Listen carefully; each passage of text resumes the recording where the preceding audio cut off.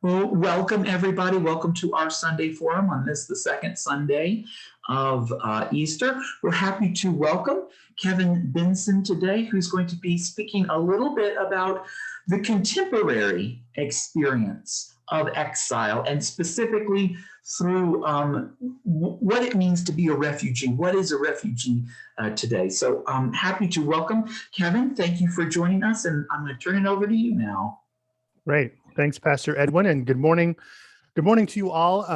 I think I've shared this with a few of you before, but it is so good to see my church community, even though some of you I haven't seen in a year and haven't sat next to you and haven't passed the offering plate to you yet, but I'm looking forward to the day that I could be with you all again in our sanctuary.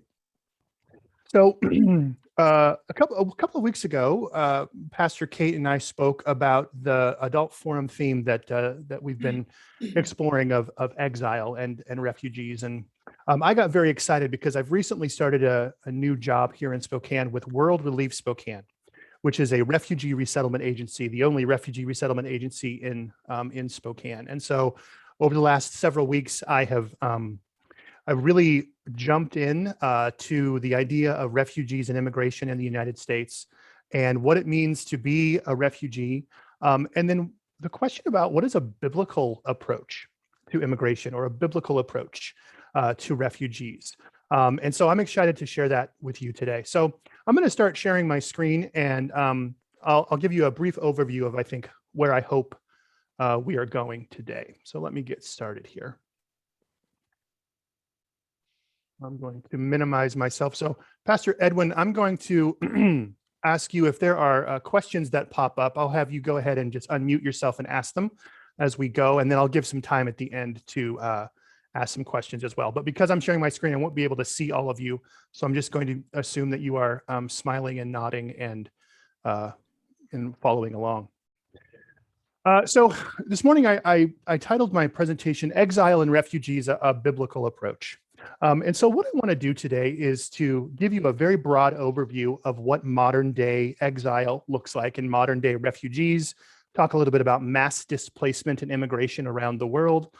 I'll share with you some images from a trip that some of our staff took before COVID to one of the largest refugee camps in the world. And then I think I've done what all type A people have done, is I put way too much information in this presentation. But I'll share with you a little bit about an overview of the immigration and refugee process in the United States. And then I'd love to spend some time at the end of our time together answering any questions or having a discussion about anything that you want to know. So this is actually a papyrus tapestry that was given to some World Relief staff people at the Cox's Bazar refugee camp when they traveled to Bangladesh more than a year ago now.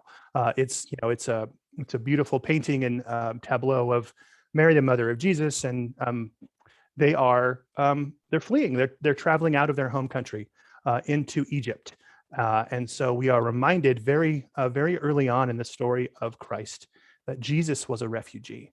And I think that's a helpful context as we start to think about what immigration and refugees and exile look like in our modern world today. So first, I want to talk to you about this idea of mass displacement and immigration. I think it's easy for us, or it's easy for maybe news reporters or people who work in media and entertainment to really boil down things like the refugee crisis or immigration to just a couple of bullet points, but it's really so much more complex and nuanced than I think we can even appreciate. But here's a very broad overview of what's happening around the world today. Currently, over 80 million people, 80 million people, and I just want you to go ahead and allow that number to get a sense of how large that number is. Over 80 million people have been forced or have had to make the painful choice to leave their home. The crisis that we're facing is that every day that number continues to grow. The averages work out to about 44,000 people per day around the world are leaving their home against their will. And there are myriad reasons for that. Almost none of the reasons that people are leaving their home are political. The vast majority of reasons that people leave their home would be the reason that anyone would have to flee their home. Violence, oppression, economic realities, health realities, any of those kinds of things. There are parts of the world where the world is just unstable. And so for people to seek a better life for themselves and their families, they're forced to leave their homes. That includes things like violence, war, and strife around the world. But we'll get into that a little bit more. But what I want to just, again, kind of draw your attention to is the vast number of people in exile around the world. You know, just a few years ago, there was about 60 million people. In about 2016, there were 60 million people in the world. And at that time, that was the highest number of refugees and people in exile we'd ever experienced. And now 4 or 5 years later, that number is 80 million. And I'm afraid that in the next couple of years, the estimates are that that could be as much as 100 million people around the world, which is just a phenomenal amount of families and people experiencing this idea of mass displacement. So you think about during this time that we're together today, there could be as many as 2,000 people who have to leave their homes just in this hour that we're together. That's a very sobering statistic. So I know that we've been talking about exile, and I want to give you a definition of what a refugee is. And this definition is put together by the United Nations on the High Council for Refugees. And they define a refugee as someone who has been forced to flee their country, his or her country, because of persecution or fear of persecution. And they're persecuted because of race, religion, nationality, political opinion, or membership in a particular social group. So as you think about that definition can be extraordinarily broad. In some parts of the world, if you're a practicing Christian, you're not welcome in your home country. In some parts of the world, if you are pro-democracy, you're not welcome in your home country. In some parts of the world, depending on your nationality or your race, or even membership in a particular social group, you can face oppression or persecution in your home country. So for all of these reasons, people will leave their home country and flee to someplace else.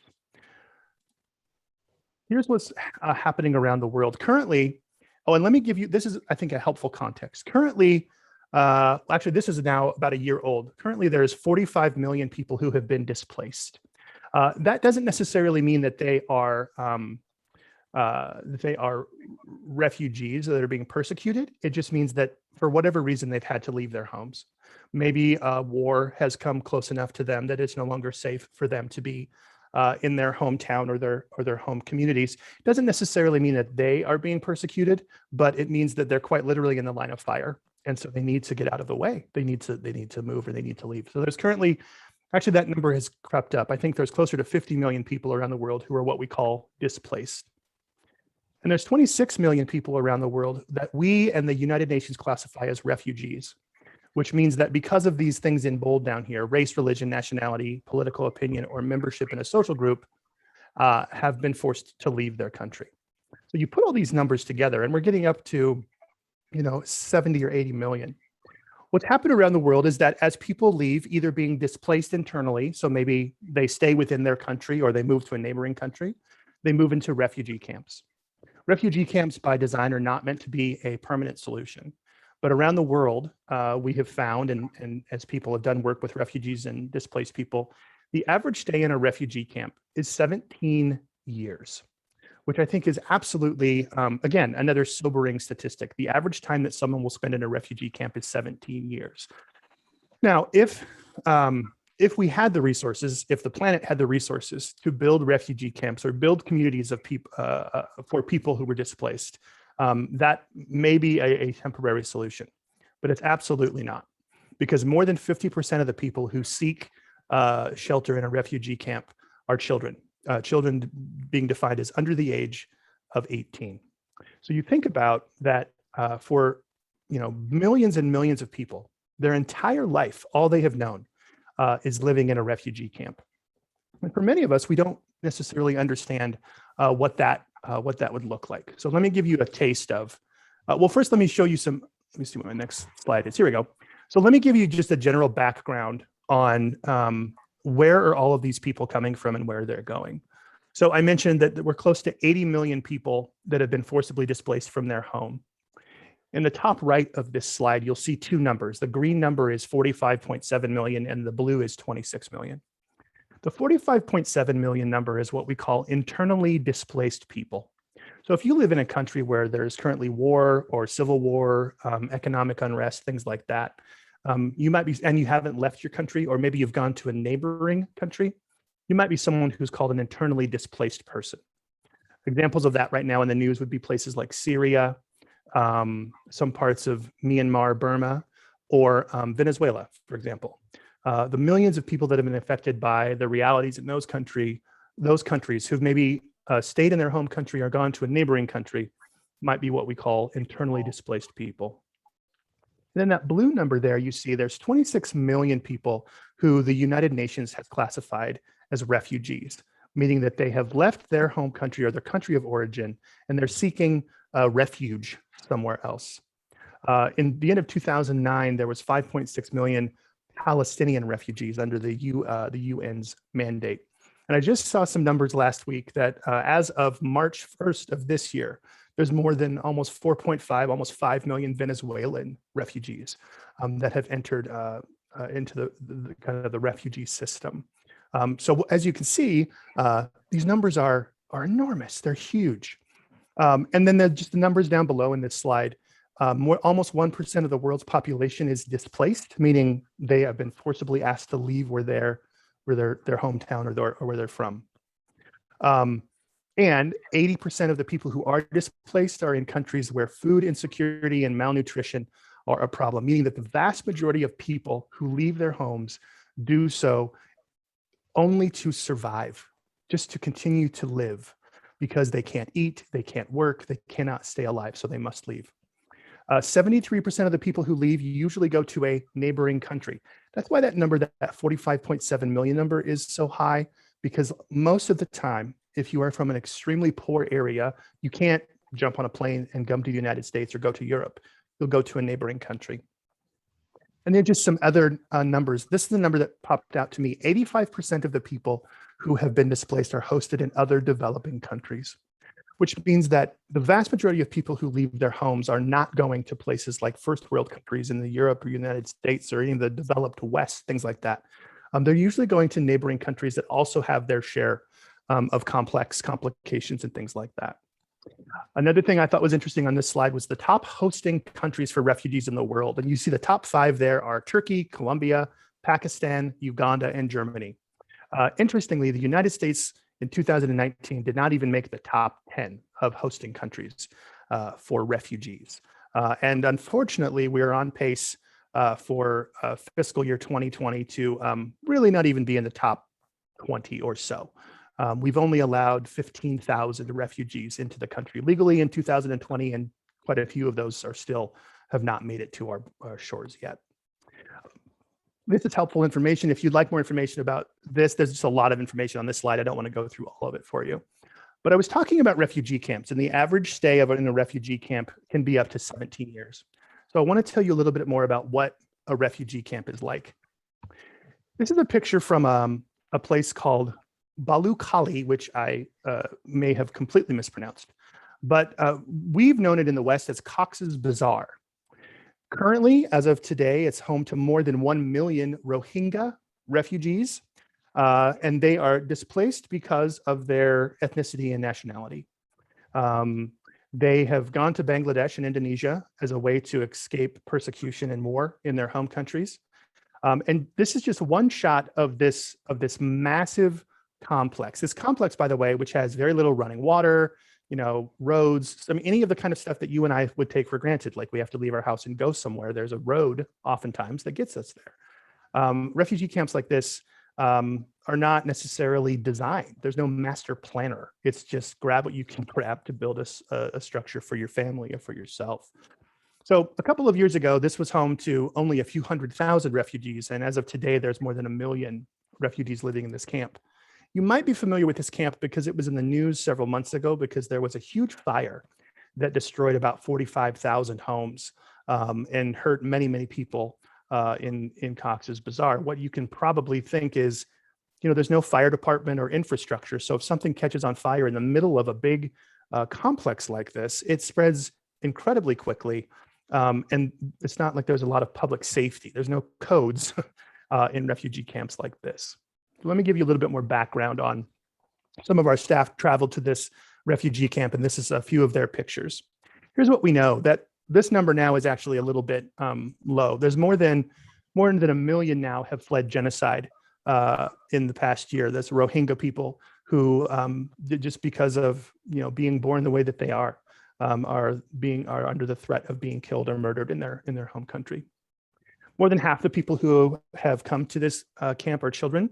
So think about that. Hundreds of thousands of people living in this refugee camp are under the age of 18. And you can see this picture here on the left of your screen is a picture that one of our staff people took.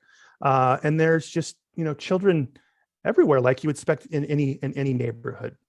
However, because of the laws of the country of Indonesia and because of this crisis, once a refugee comes into the camp, they are not allowed outside the camp without special permission. As you can imagine, that permission is incredibly difficult to come by. So effectively, no one is allowed outside the camp. There are virtually no employment opportunities inside the camp.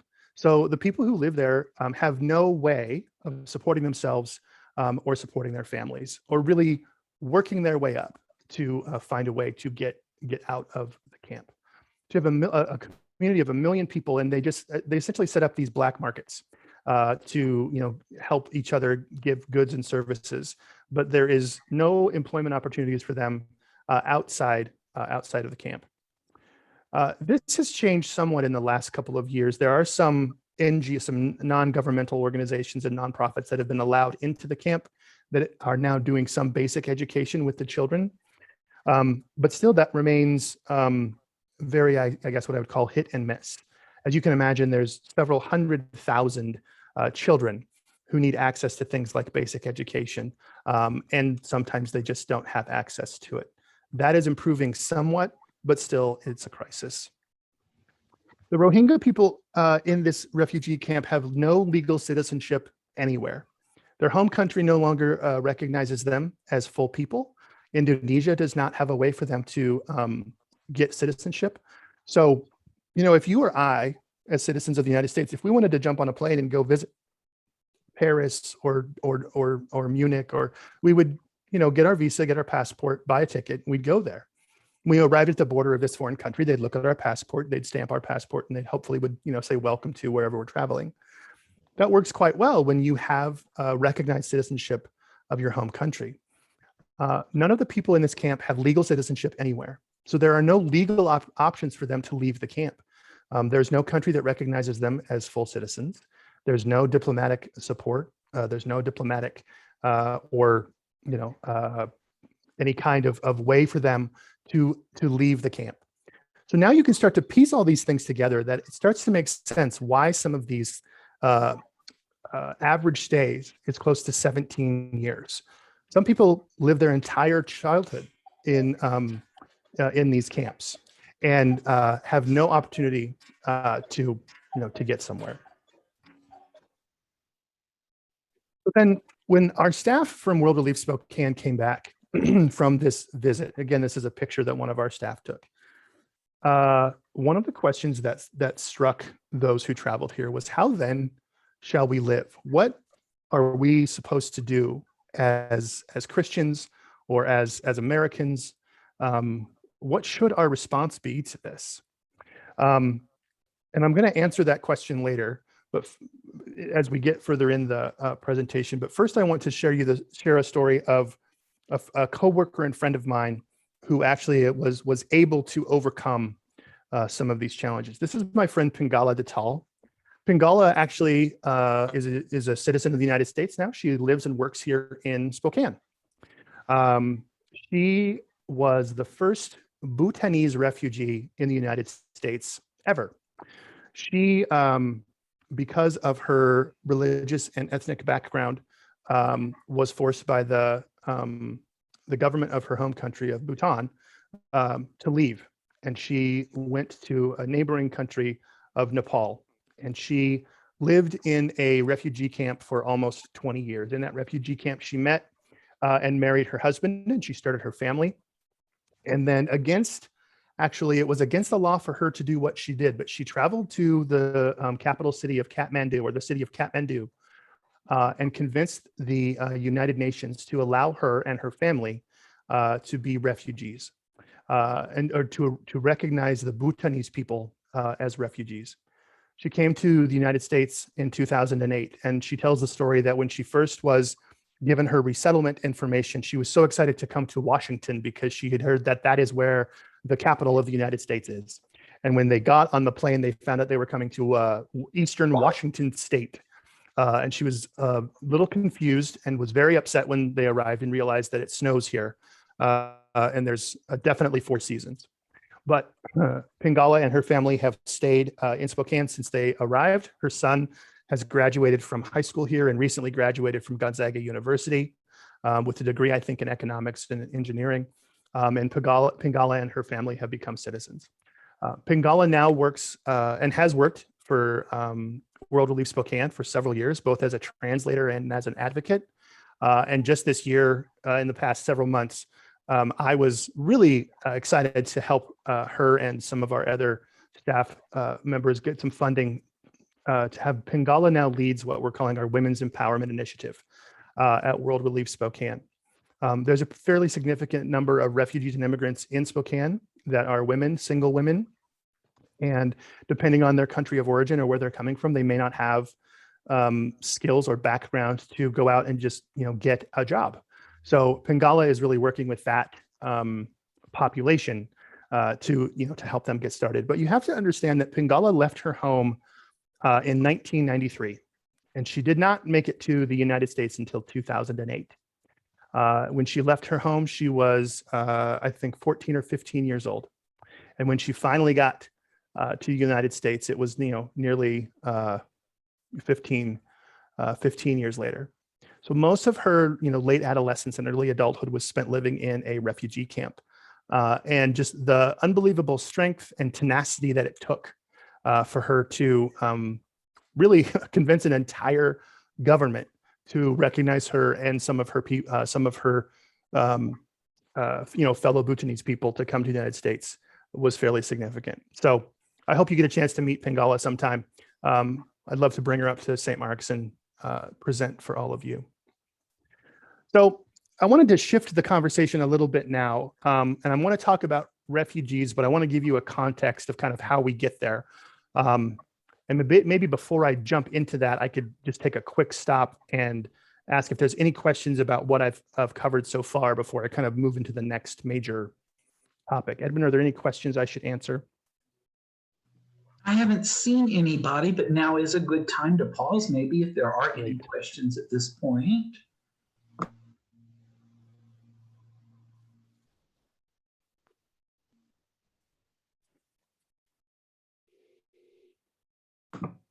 Doesn't seem like any questions right now. Kevin, why don't you keep trucking forward?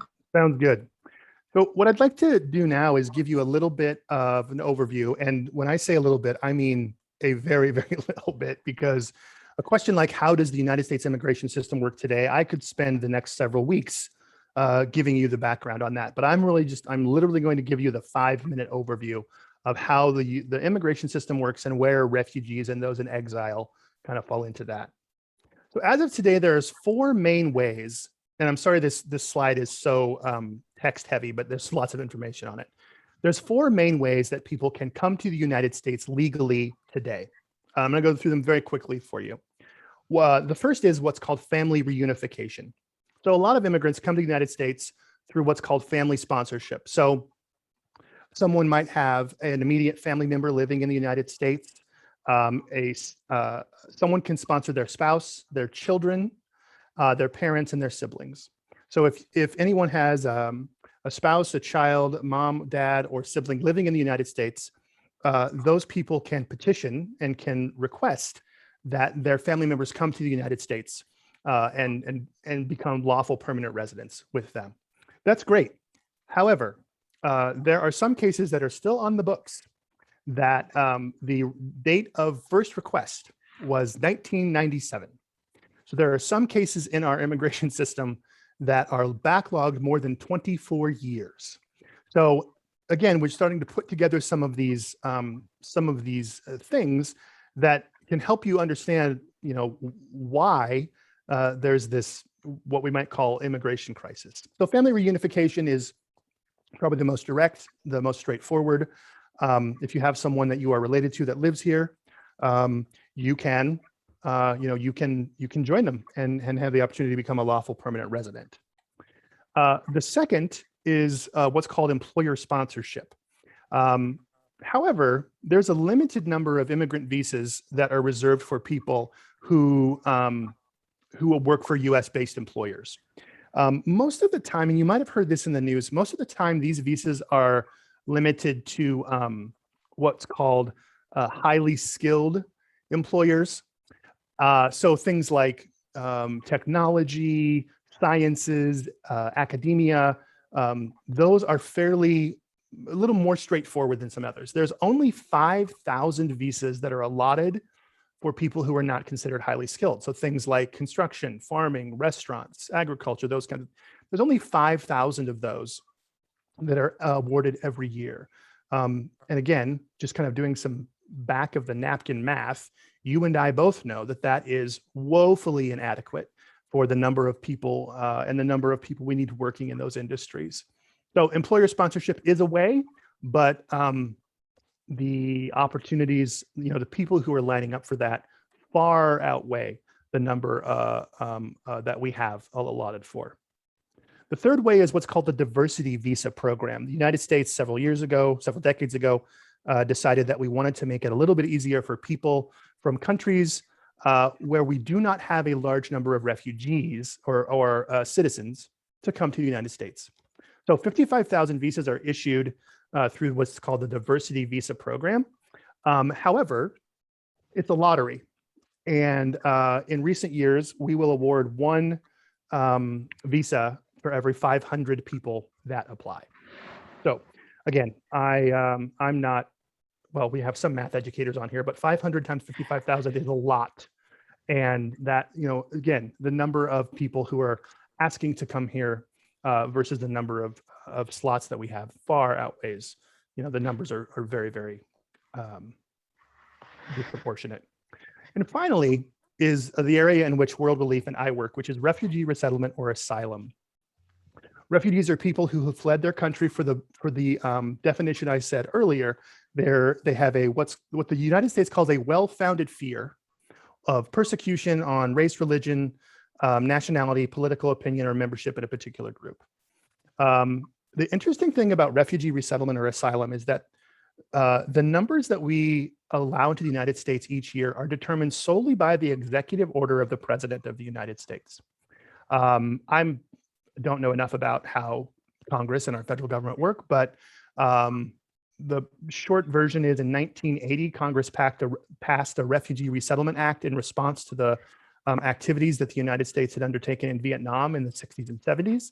And in 1980, we welcomed hundreds of thousands of refugees from Southeast Asia. Since 1980, 1980 was the biggest year for refugee resettlement. And since then, it has been significantly below that number. And every year, the President of the United States determines the number of refugees that we'll allow into this country. I'll talk a little bit more about that later, but after Joe Biden was elected, he has not yet given a number for refugee resettlement in the United States. He campaigned that he would increase the number back to levels under George W. Bush or Barack Obama, but he has not yet done that. Becoming a refugee could take anywhere from 9 months to 3 years, because when you apply for refugee or asylum status, you begin a process that is very cumbersome and burdensome. And if you can imagine the number of forms that you fill out just when you have to go to the doctor, imagine that times 10 for every part of your life. Every refugee that comes to the United States is subject to interview both by the Department of Homeland Security and the US State Department. If anywhere along the way, any part of the process is held up or something is missed or something is lost, the process can reset itself back to the very, very beginning. So the refugee process is incredibly burdensome, even if someone has very well-founded fear of persecution. Oftentimes they're waiting in in another country to be allowed entrance into the United States, but sometimes it can take several months or many, many years. And I'll share with you that currently, because the United States is waiting on the presidential declaration on refugees, I have personally at World Relief Spokane have known a family, a mother and father, who are waiting to join their daughter here in Spokane. And they have had their flights scheduled and tickets purchased by the State Department 3 separate times, only to have the day or the day before they travel to have their flights canceled and their trip canceled. And it's because the federal government says they just haven't gotten around to setting the refugee or resettlement number. And so we're operating under what we would call old standards. So these are the 4 easiest ways to come to the United States. And as you can imagine, many people don't qualify for any of these. They don't qualify in any of these ways to come to the United States. So, Kevin, real quick, I just want to, Mark asked a good question. Yes. What would be some examples of people who would settle here under the diversity visa program? Yeah, great question. It depends on, I'll go back to that slide. It kind of depends on the country of origin. So the idea behind the diversity visa program is to allow people into the country that we normally have maybe low populations of. So for example, I can't think of anything off the top of my head, but most of the time that is a fairly well-developed country. I know, for example, in the last 5 years, Australians were part of the diversity visa program. Different countries in Europe, Germany, France, Spain, Portugal, Lithuania, some of those were part of the diversity visa program. The critique of the diversity visa program is we're not inviting people into our country who need to be here. We're inviting people into our country who already are well established and don't have any kind of crisis or reason for bringing them here. So the diversity visa program is also used sometimes in academia or higher education to allow maybe an educator from another country to come to the United States and teach in the United States. But again, you're welcoming someone who has already, significant education and background. So probably is already making a living or has able to support their family doing, their work of teaching and research and writing in their home country. So the larger answer is it depends, but the shorter answer is usually people who wouldn't necessarily need to be here for any kind of political, economic, or or reason like that. So, any other questions, Edwin, before I jump on? Kevin, so if I could just ask you, does your organization have any connection at all with the federal naturalization process that takes place in Spokane? And if there is some, explain that to everyone. Yeah, we do actually, and I'll get to that in just a second. And Okay. if I don't, Tom, remind me, because we do have a part of the naturalization and citizenship process. But that's a great question. Let me talk a little bit about this next question that has come up for World Relief. World Relief we consider ourselves a faith-based organization. World Relief was started by the National Association of Evangelicals during World War II as a way to support people who were displaced because of the war. Over the last 70 or so years, we continue to serve around the world in different places where there are, economic or political or natural disasters, people who need help. World Relief helps. I think right now we have 23 different countries that we're in, and there's 16 or 17 offices around the United States. But one of the first questions that we've asked ourselves as an organization is, what is a biblical approach to immigration? So let me entertain that question, and then I'll talk a little bit about the question that Tom just brought up. Well, here's a question that I was asked recently that I thought was really interesting is, can you name an immigrant or refugee in the Bible? I'm going to put Pastor Edwin on the spot because he's a pastor, and so he should be able to answer all these questions. Pastor Edwin, when I say name an immigrant or refugee in the Bible, you can't choose Jesus because that's Sunday school answer. But what's the first person that you think of, immigrant or refugee in the Bible?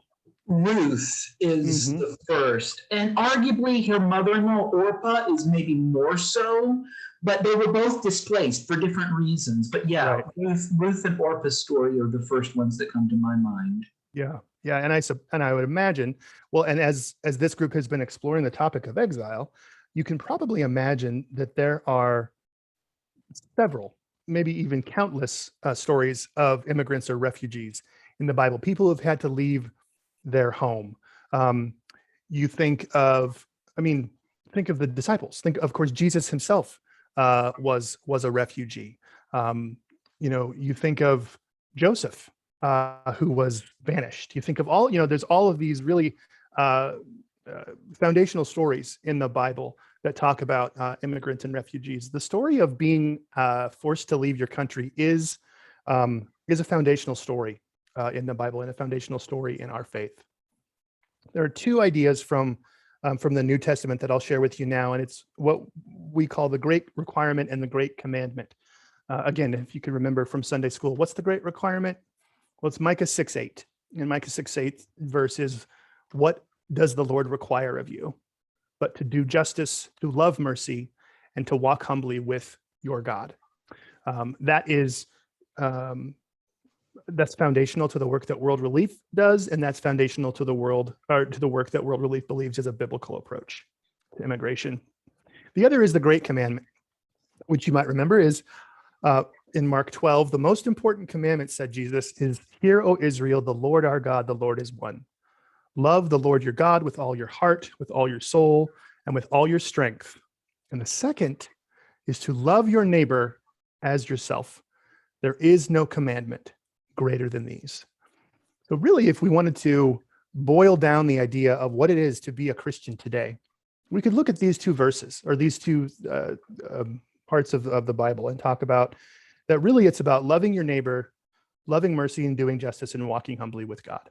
So how does that play itself out in the work of immigration and refugees? Well, we all remember, I think, and I think any good pastor has had to preach several sermons on this, in Luke chapter 10, when the disciples asked Jesus, "But who is my neighbor?" And Jesus tells them the story of the Good Samaritan. And an interesting part about that story is the story very specifically talks about the Samaritan welcoming someone who was a stranger or an outsider, or someone who was not necessarily a person who lived next door, right? The story from Luke chapter 10 talks about the way that we welcome people who are not from around here, right? So the Good Samaritan is really a great place to start the conversation, is we welcome people who maybe are not from around here. So here's some other interesting parts about a biblical approach to immigration, and then I'm going to answer Tom's question. I have not had the pleasure or the distaste of having to take biblical language classes, so I don't speak Hebrew, but I do know that the Hebrew word ger or gar is written more than 92 times in the Old Testament. And that word is very specifically referring to strangers or foreigners or people from a different land than the people to whom we're being spoken to or being written to. So the word foreigner, outsider, stranger, it's a very important part of the Old Testament. There's lots of stories about what it is to welcome people from outside of your community.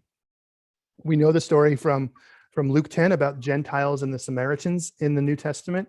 And we know that Jesus thought so much of the question of who then is my neighbor, that he wanted to answer that question very, very specifically. So we know here at World Relief that our mission, and this is the part that I think is really key to our understanding of biblical immigration. World Relief's mission is not that we serve immigrants and refugees directly. We do have a part of that. But our mission as an organization is to empower the local church to serve the people who are the most vulnerable. We know that we can't do it all on our own. We can help with some of the bureaucratic things. We can help with paperwork and getting people to our community. But when people come to our community, their needs are so much greater than what the federal government or the Department of State has for them. So we know that the best place to connect with people who are strangers or outsiders is the local church. And World Relief has connections with, I think, 50 or more local churches around Spokane. And I'll talk a little bit about, at the end of our time, how we can be more connected. We serve the vulnerable in the name of Jesus. In Matthew 25, Jesus talks about whatever you did to the least of these, you did to me. For I was hungry and you gave me food. For I was thirsty and you gave me water. For I was naked and you clothed me.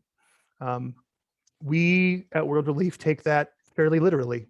If there are people around the world who have needs and we are able to serve those needs, we will do so. Very basic needs like feeding, clothing, and giving people places to stay or places to live.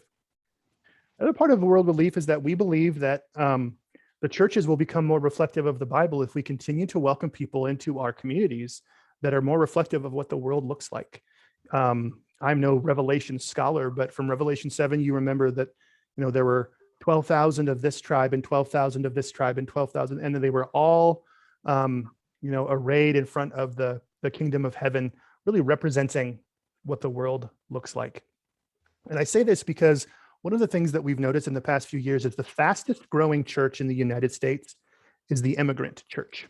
So you know how we talk and we wring our hands and we clutch our pearls all the time about the Protestant church and how we're slowly shrinking and we're getting older. Well, the fastest growing church in the United States is the immigrant church.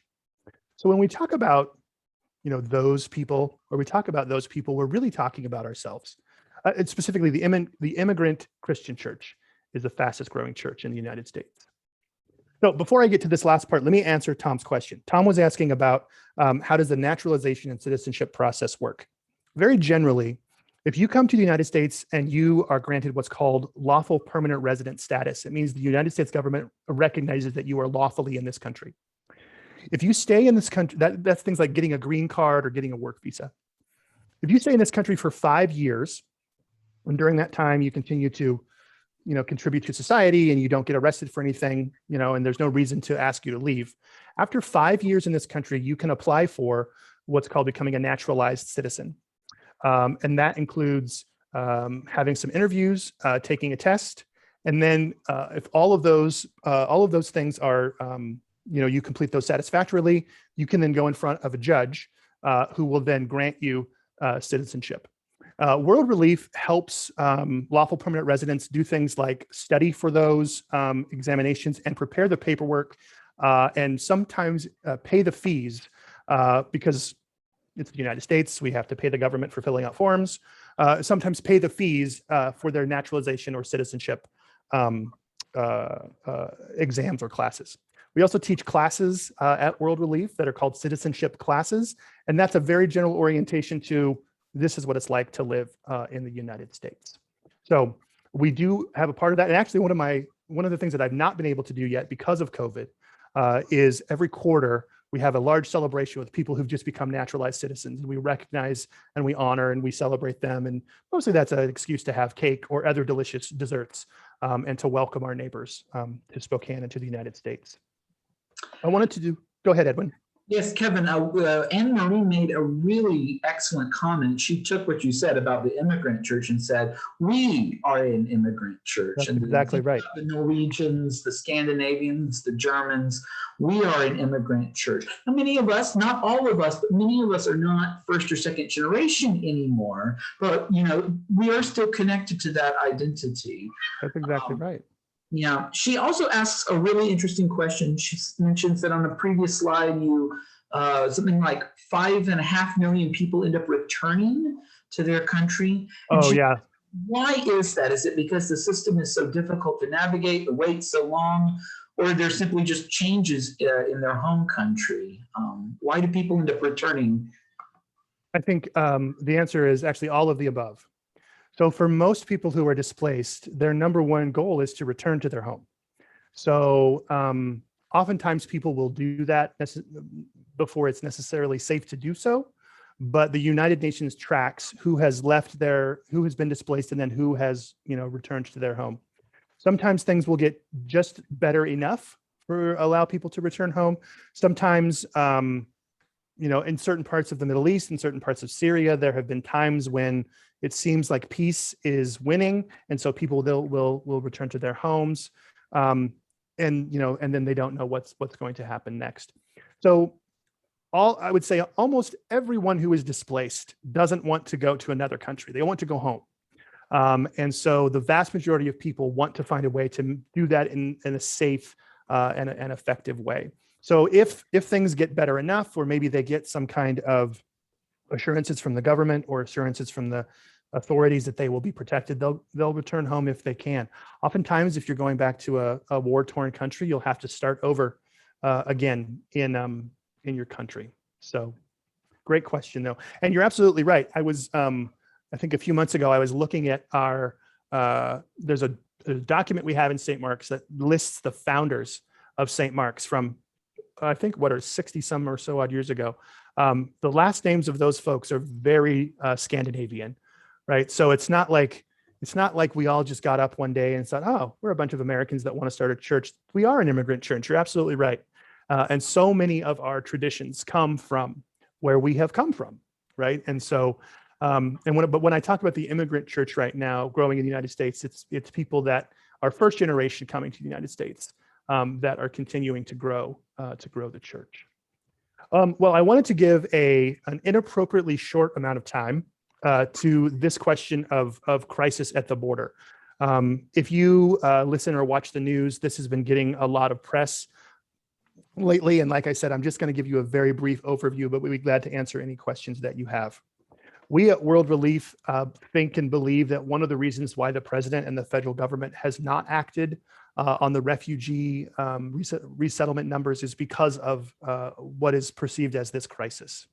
So I want to give you just a very, very brief context for who is coming to the border and what can we do, or what do we know about them. So there's 4 types of people who are attempting to enter the United States in this way. The first is unaccompanied minors, which you've heard a lot about in the news. Unaccompanied minors is anyone who is under the age of 18 who is not traveling with an adult. United States law currently protects children from abuse, harm, trafficking, or violence. So if anyone presents to the border as an unaccompanied minor, U.S. law currently says we must make protection for them to be safely processed and either make an asylum claim in court, or to be safely given housing, or given basic needs in a shelter or facility somewhere until their claim can be heard. The crisis is there are tens of thousands of people showing up at the border. There's quite literally not enough place for them to go. So the crisis becomes that people are being herded into these inappropriately sized shelters, and there's just not enough resources. There are a lot of nonprofits and non-governmental organizations that are responding. But as you can imagine, each of these cases is a very specifically complex legal case. So it's just taking a really, really long time for things to get processed in this way. And I can answer more questions about that in a minute. The other group of people that is currently at the border are families that have been waiting in Mexico for more than a year. So you might remember in the Trump administration, there was a policy enacted called the Migrant Protection Protocols, which essentially said, until you have your date in court, we're going to ask you to remain in Mexico. Anyone who, I think that the date is March 15th of 2020, right around the time that some of the COVID lockdowns began. Anyone who has been waiting in Mexico since before that time, the United States government is just now beginning to process some of their asylum claims in some of their cases. So some of those folks are showing up and going in front of a judge and being allowed to stay, or being told that no, they may not stay and they need to return to their home country. The third is single adults. If you approach the US southern border right now and you are apprehended by a Border Patrol agent and you are a single adult not traveling with a family, you are immediately returned to Mexico or returned to your country of origin. No questions asked, because of a law called Title 42. Title 42 allows the federal government to expel or not allow in anyone into the country who presents a public health risk. Well, because we're in the middle of a global pandemic, anyone showing up at the border could potentially have COVID.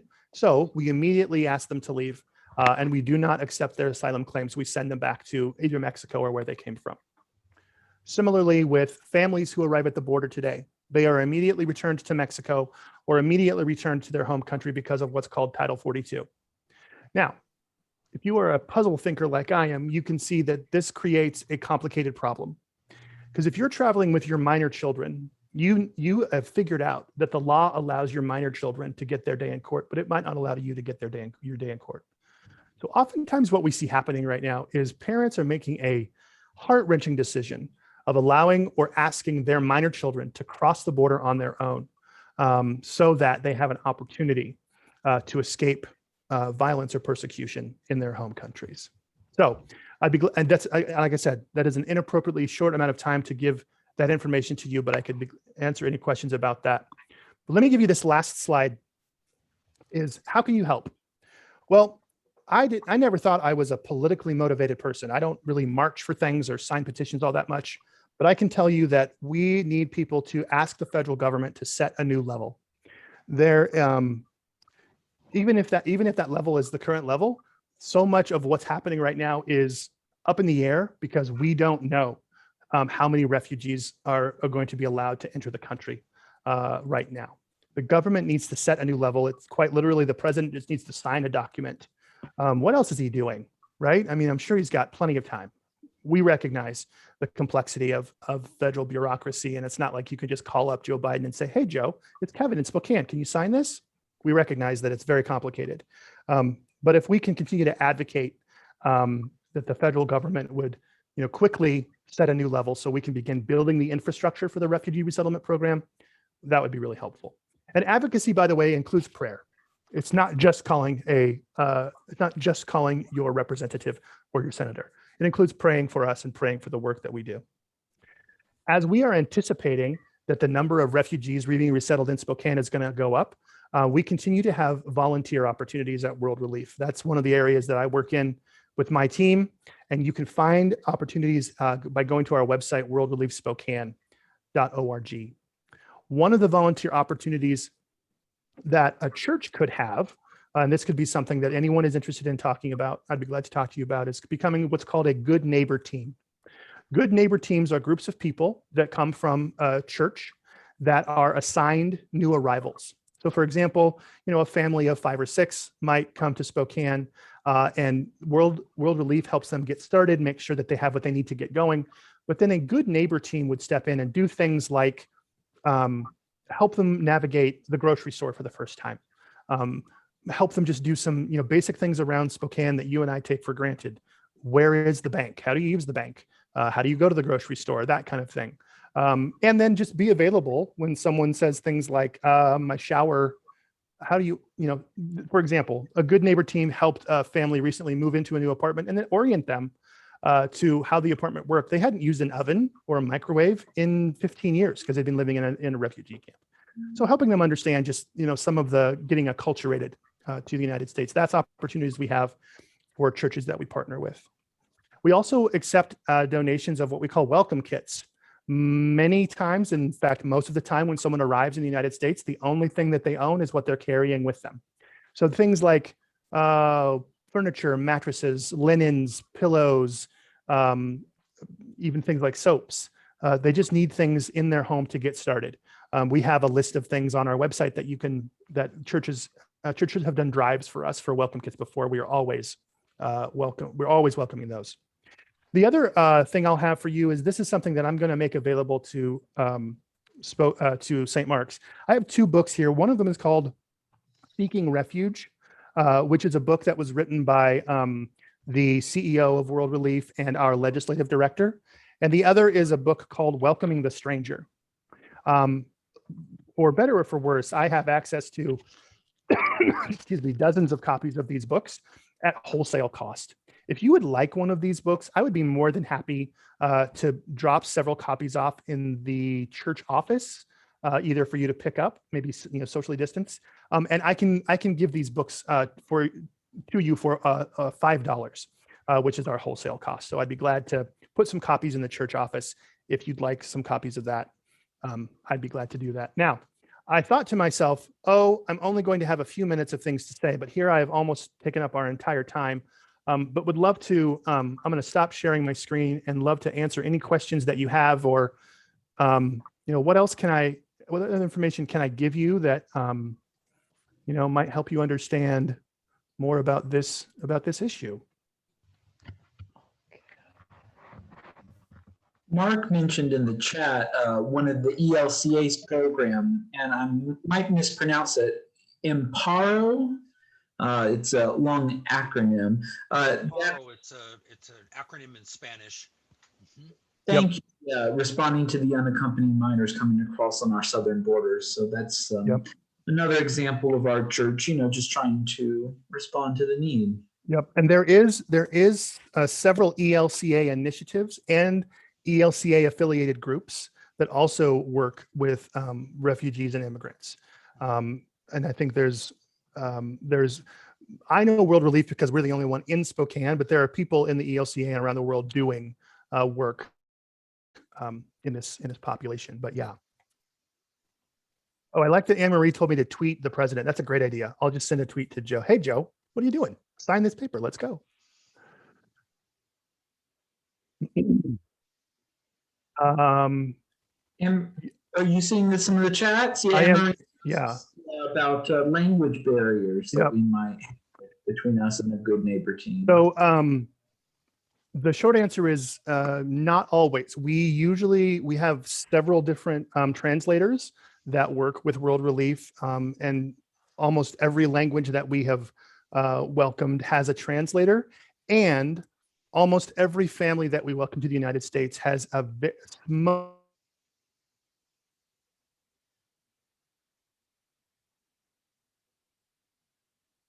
Sounds like Kevin's having a little issue with his internet. Let's just wait for a moment. So they might want to be with you, and they want to practice their English. I saw that. Oh, and Martin put in the chat, Lutheran Immigration and Relief, the LIRS is a great organization that does a lot of this work around the world as well. And Milt asked a really great question. How should we deal with human trafficking that is so prominent at the border? One of the reasons why we have the policy that we do is because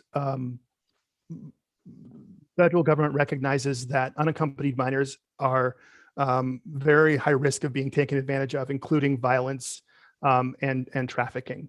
So the reason why we have the policy of not turning unaccompanied minors immediately back to their country is a way to prevent that from happening. I think one of the ways that the church should respond is to advocate for, this is a very broad answer, but to advocate for more humane immigration policies. It's very difficult to come to the United States legally to work right now. It is also very difficult to come to stay in the United States if you have expired your work visa. We have enormous holes in our immigration policies that the church, I think, and all citizens really want to see addressed in a humane and safe and effective way. But Milt is right. One of the crises is human trafficking, because people are recognizing that they can take advantage of people who are trying to cross the border. And so people will charge people money, or they'll kidnap members of their family as a way to help them get across the border. There are nonprofits and churches that are working at the border as a way to help prevent some of this. And then when they intercept unaccompanied minors, give them a place to stay until they're able to get their day in court. Oh, Rich asked a great question. How many immigrants entered Spokane in 2020, and what do we expect in 2021? Great question. Well, let me give you a little bit of a comparison. In 2016, which was the last fiscal year of the Obama administration, we received 650 immigrants. And in 2019, we received 150. So it was a fairly significant drop. We were hoping that by the end of 2021, that we'd be back up into the 300 or 400s. President Biden campaigned that he would restore the refugee program to a level under President Bush and Obama, which was admitting 125,000 refugees per year. That was a level that George W. Bush set. When Biden was elected, he said that because he had been elected halfway through a federal fiscal year, he would set the level at 62,000. So we had been ramping up to start receiving, and that's through the entire country. There's dozens and hundreds of organizations that resettle that number. So we usually get a couple hundred in Spokane. He has not yet set that level. That level remains at 15,000, and those people have already entered the United States. There is no more spots available. So we are waiting prayerfully and impatiently for that number to go back up. But here's another part of that is when and if that number goes up, the infrastructure is not prepared. We are not ready to receive people at our airport today. We don't have housing. We don't have we have jobs, but we don't have the infrastructure in place. Neither does the State Department. So we're missing some of the infrastructure. So. Kevin, can you maybe elaborate just a little bit on that? When you say infrastructure, can you give an example? Because I think of infrastructure, I think of bridges and roads, and I'm maybe not necessarily thinking about what that has to do with immigrants or refugees. So what do you mean when you say great question. So World Relief and places like Lutheran Community Services for many years when the refugee numbers were fairly stable, we had things like caseworkers, counselors, even legal teams, people who were helping us practice immigration law, would be matched with families and would, just like when you go to the doctor, you have a nurse that helps kind of walk you through your case and your diagnosis. We had that set up all across the country. For World Relief specifically, we had 21 offices in 2016, and 5 of those offices have closed. In the Northwest, the Boise office has closed. And a couple of other around the country. So when we're talking about infrastructure, it means if 500 immigrant or refugee families arrived today, we wouldn't have enough people to help them manage their case. We don't have enough people to help them find affordable housing. We don't have enough affordable housing. We don't have enough people that would help them set up some, we used to have healthcare caseworkers that would help them set up medical appointments and get to their appointments, get to the Department of DSHS to get Social Security cards and things like that. We don't have those people in place anymore because the State Department Act, this is the way that the contract works. The State Department contracts with refugee resettlement agencies and pays them a stipend per person that they resettle. So, I think it works out to about $2,000 per person. So if we resettle 600 people in 2016, you have, about $1 million to support the infrastructure of giving those people those, those services. Well, that number is now 150, and we're not expecting any more. So quite frankly, the money has been turned off. And so the way that we continue to support this infrastructure is my job, which is fundraising. And I will tell you that one of the kind of hopeful and bright spots is Spokane has responded enormously to the need and has been very, very encouraging to hear people supporting immigrants and refugees. So when I talk about infrastructure, I mean, and like we don't have volunteers because we've stopped needing them. We've stopped needing good neighbor teams because the number of people arriving in Spokane has dropped so low. So some of that needs to be rebuilt, and I think we're going to start working on that as well. So, and Debbie posted in the chat about helping a family from Syria that was looking for furniture. And yeah, Debbie, if you are either part of that, or if they're not connected to a place like World Relief, that's our job. We have a warehouse of things that we are more than happy to give to folks.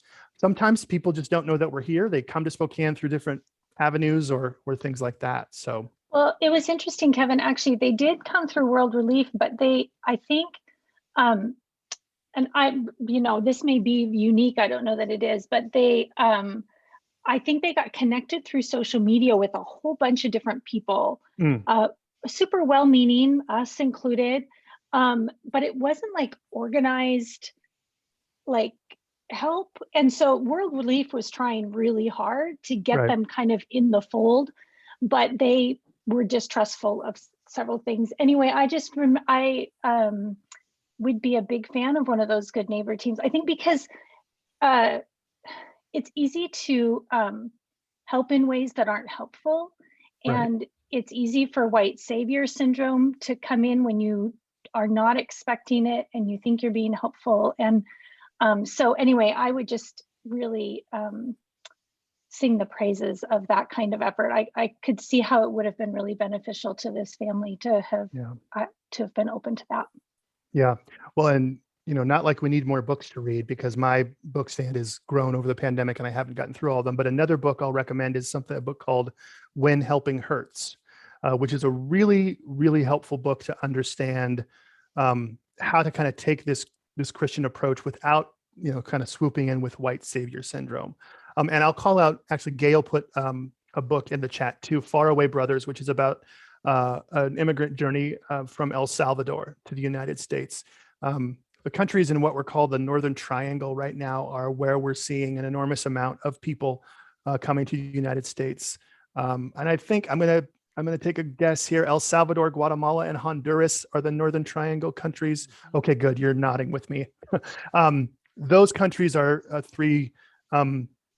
There's very difficult situations happening in each of those countries. And oftentimes people from Central America are coming to Mexico so that they can come into the United States and request asylum, because some people living there, just their lives are not, it's not working, and it's very dangerous to continue to be there. What I've heard is that those three countries also have the highest incidence of child murder and death. That's right.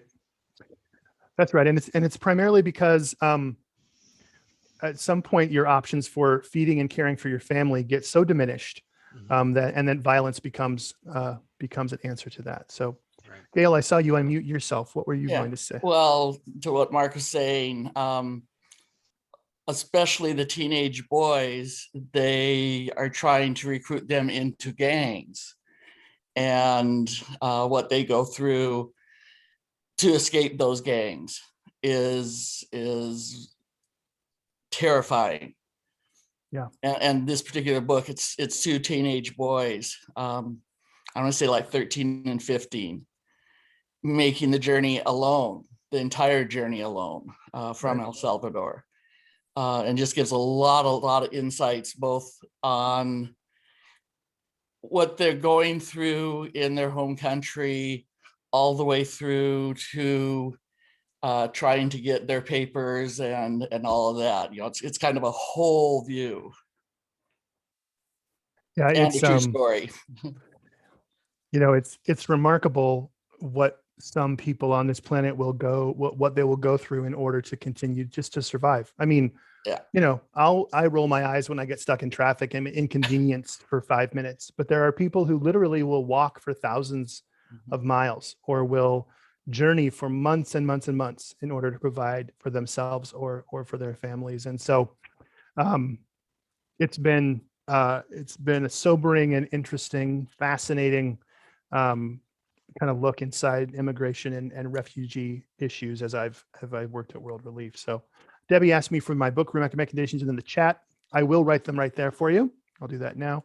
I am more than happy to keep answering questions, but also know that we're getting on over an hour. So if anyone needs to jump off, I'm more than happy to answer more questions, or you can send me an email or find me in the church directory. How about a phone call? That's very 1999.